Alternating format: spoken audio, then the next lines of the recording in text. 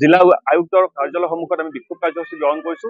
ইয়াৰ পৰা আমি স্পষ্টভাৱে ক'ব বিচাৰিছো, যি সময়ত অসমৰ মুখ্যমন্ত্ৰীগৰাকীয়ে সপোনত অসমৰ ভাৰতবৰ্ষৰ 5খন ৰাজ্যৰ ভিতৰত অসমক এখন কৰিব বিচাৰে, সেই সময়তে কিন্তু অসমৰ কৃষক ৰাইজে যি হাৰাশাস্তিৰ সন্মুখীন হ'বলগীয়া হৈছে, অতিকে দুৰ্ভাগ্যজনক আৰু দুখজনক কথা। আমি স্পষ্টভাৱে ক'ব বিচাৰিছো যে অসমৰ বায়ু পানীৰ লগত সম্পৰ্ক নথকা জলসিঞ্চন বিভাগৰ মন্ত্ৰী অশোক সিংগাল ডাঙৰীয়াক অতি শীঘ্ৰে বৰ্খাস্ত কৰিব লাগে।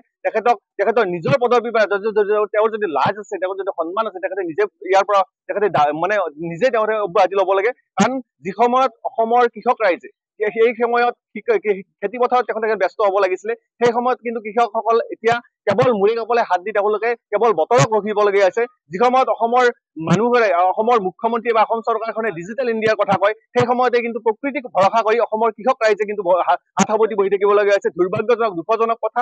আৰু আমি স্পষ্টভাৱে ক'ব বিচাৰিছো, যেতিয়ালৈকে অসমৰ কৃষক ৰাইজক সকাহ নিদিয়ে, তেতিয়ালৈকে কিন্তু সদৌ অসম ছাত্ৰ সন্থা, সদৌ কামৰূপ জিলা নীৰৱে বহি নাথাকে। এটা কথা স্পষ্ট, অসমৰ ভিতৰত আটাইতকৈ দুৰ্নীতিগ্ৰস্ত বিভাগটোৱে হৈছে জলসিঞ্চন বিভাগ। কেৱল ইয়াত ঠিকাদাৰী কমিশ্যনৰ অংকত চলে।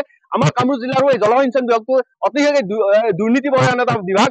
কাৰণ যি সময়ত চলাৰ চিষ্টেমে গোটেই অসমত পানী যোগানৰ ব্যৱস্থা কৰিব লাগিছিলে, সেই সময়ত জিলাখনত আপুনি ঘূৰক, ক'ৰবাত যদি কোনোবা এটা ঠাইত যদি চলাৰ চিষ্টেমটো ভালকৈ চলিছে, আজিলৈকে কিন্তু কোনো ধৰণৰ এই যি সৌৰ শক্তি পৰিচয়, যি ধৰণৰ পানী যোগান ধৰিবলৈ আজিলৈকে ধৰা নাই। এই বিভাগটোত যিসকল দায়িত্বত আছে, দায়িত্বসকলৰ দায়িত্বত থকাখিনি তদন্ত হ'ব লাগিব।